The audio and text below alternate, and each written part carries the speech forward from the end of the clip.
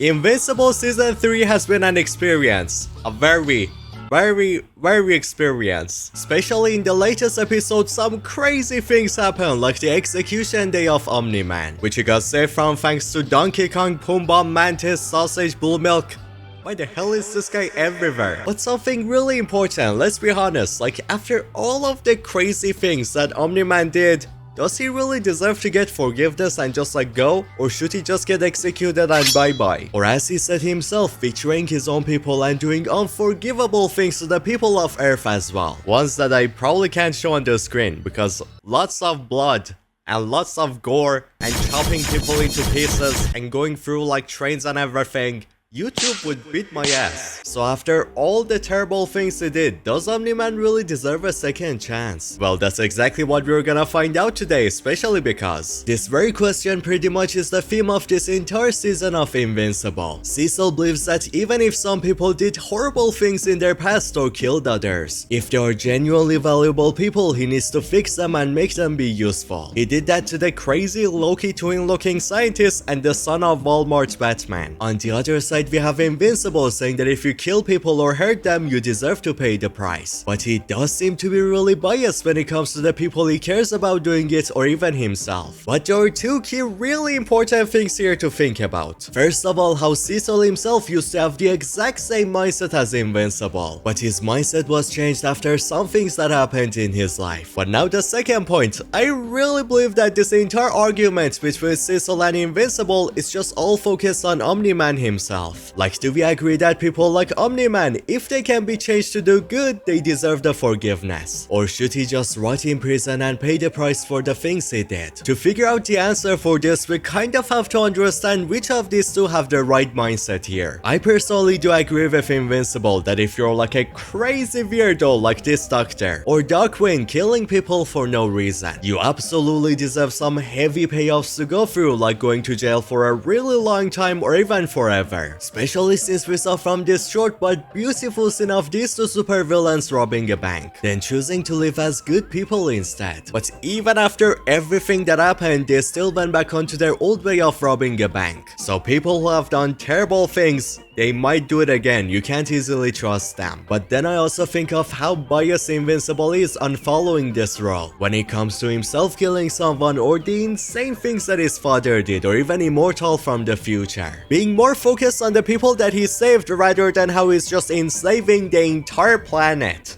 Which is crazy. Even though yes, Darkwing did kill like Immortal is right now, but he also saved all of those superheroes that were about to die. Why are we exactly ignoring that then, Mark? He's just like, Immortal, I feel bad for what happened to him, and then like, Darkwing, nah, fuck that guy, beat him, smack him, throw him into jail. That kinda doesn't make sense. I actually see Cecil's point here. You gotta be realistic and see how much chaos the whole planet is under. This guy is to protect Earth 50 Supermans or something. You can't really put the punishment of people like Darkwing first and like the protection of the entire world. Nah, put that second, who cares? If Cecil did that, then all of these heroes, including Invincible himself, would be dead right now. Or on the other side, I also agree with Cecil that he indeed does need to prepare some counters against Invincible, just in case the guy goes crazy. Like, I don't know, maybe like Immortal, his brain goes boom boom and he's just enslaving the entire country, not country, the whole planet. You can't really risk the life and death of the whole planet on just personal trust. Like, I don't know, maybe Mark one day turns out like he's dead, especially because of how aggressive he's getting right now. But then, even on Cecil's side, he kinda dumb.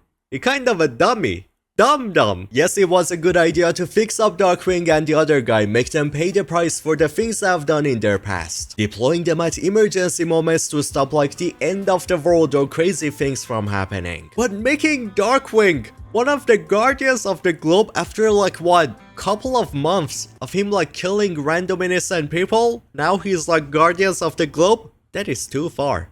That is like Cecil. Even Donald was like, bro, what the fuck? Are you okay? The guy can't just like kill innocent people and couple of months after, he's now like one of the biggest superheroes ever. That is messed up. On the other side, having safe options against Invincible, that was a good idea, yeah. But like doing a Suicide Squad move, just getting a bomb, putting it in his brain, and bro, like, if you talk too much shit, I'm gonna blow your brain out. I'm gonna ruin you. If you did that to me, I would be as angry or even more angry than Invincible. I would not just choke you and just throw you away. I would beat your ass right away. Not only that's just messed up, but it's also like the dumbest choice you could make. This guy is your only hope to fight against the Viltrum Empire, and you spend like the American taxpayer money to make him thick up. Like more than anyone else here, Rudy got the right mindset. Invincible is the most powerful superhero on the planet. Hey now. It's a simple fact. And someday, I might need him on my side. The smartest thing to focus on right now is being on the good side of Invincible, so he listens to you more and prepares more for the fight against his kind, or for even when you will probably need his help in the future. Because this guy again is like the only hope you have for the survival of the entire planet. He dies, he goes angry, he goes crazy mode, you're dead. You're dead. There is no hope. And wait, he dies. Anything happens to him, Omni Man finds out that you put a bomb in his head. Omni Man is alive right now, right? He's gonna do the exact same thing to Earth that he did to the alien planet.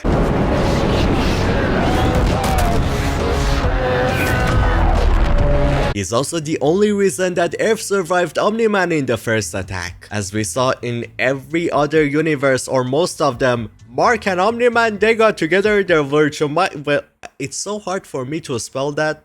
Viltrumitian.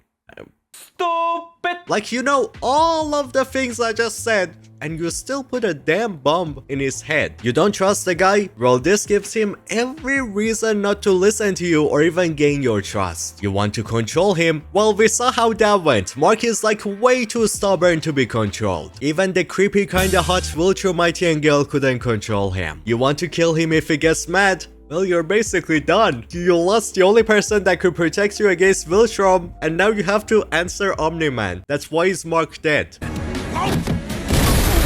I'm honestly like genuinely in love with how well written the Invincible show is. The amazing character developments and especially how morally grey everything in this show is. It's just like mwah, such a masterpiece, man. I just love how technically both Cecil and Invincible are right here with what they believe in. Yet they also go like way too far with their beliefs, making them make mistakes because of it. I love the rest of this show too, man. Like, this is just such a good show. Like all of the foreshadowing done in the traveling to the future scene of episode 4. Talking about how people didn't really even know what a Viltrumite is. Probably meaning that we won the war and killed all of them. Saying that Mark looks thin and weak, meaning that probably he's gonna grow even stronger and even thicker soon. Which is kinda wild. He's gonna earn the cake that Omni Man has. Crazy. A cure for his sickness. So bro got like Viltrumitian corona or something. Then the mistakes he will make after winning the war against the Empire. One of those being to make immortal the King of Earth, causing him to go crazy and lose his mind. Or how this dude has smashed hundreds of bitches. I've had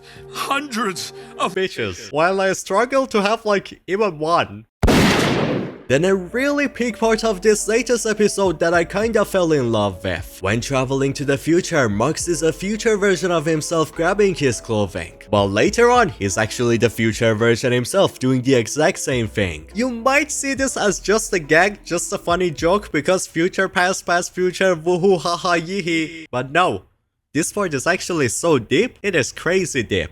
That's what she said, I know, shut up. Keep in mind what Mark said when he saw the future version of himself. Why'd I look so miserable? But the super cool part here is how this guy got to experience every single thing that his future version went through. Then he was the one to get the clothing this time, making him realize that, oh damn, so that's why I look so miserable in the future. Wow, the same future which is now my present. This very moment I think was meant to be a reminder to Mark regarding the mistakes he will make in his future and the things he will do to make Immortal just go crazy. Now his girlfriend might tell him that the future him is not really him, but just think about it.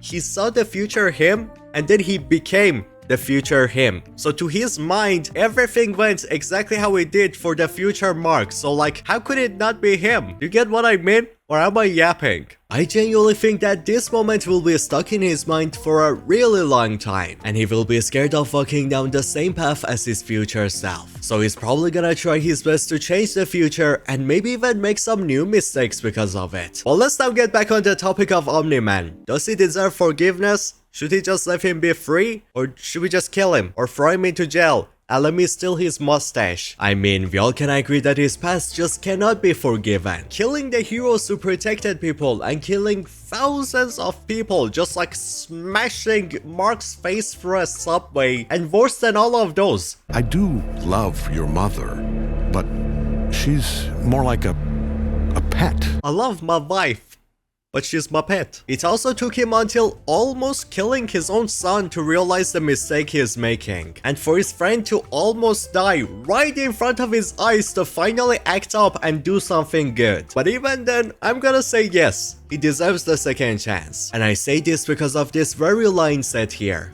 Was your betrayal worth death? Yes, and I'm sad you'll never understand. This show, man, this show just has like just such a good writing like this, you can't just fight it anymore. Peak. The fact that not only Omni Man is being executed worth it for the experience he got to have on Earth, but also the fact that he feels bad that none of his own people got to see what he felt. That is just so beautiful, man. Because the Voltron people are brainwashed by the idea of greatness and perfection, fighting for the cause of power and ruling over the universe, meaning that they never understood the importance of building a proper life for themselves. Omni Man was the only one to do it, and that's what changed him. He realized how dumb and lost these people are chasing something that basically is meaningless. That's why, to me personally, Cecil is right in this argument, and Omni Man for sure deserves a second chance to prove that he has changed. Because I would say that he is kind of like the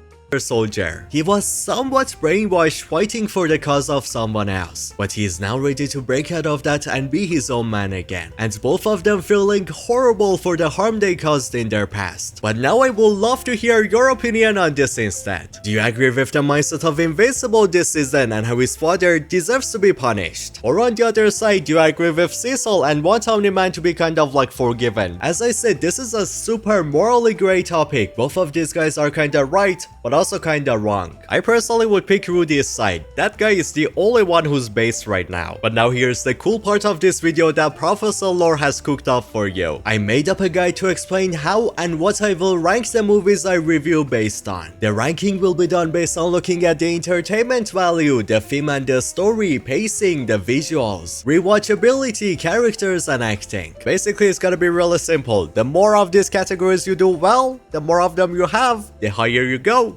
closer to 10, and if you have none of them, you get 0.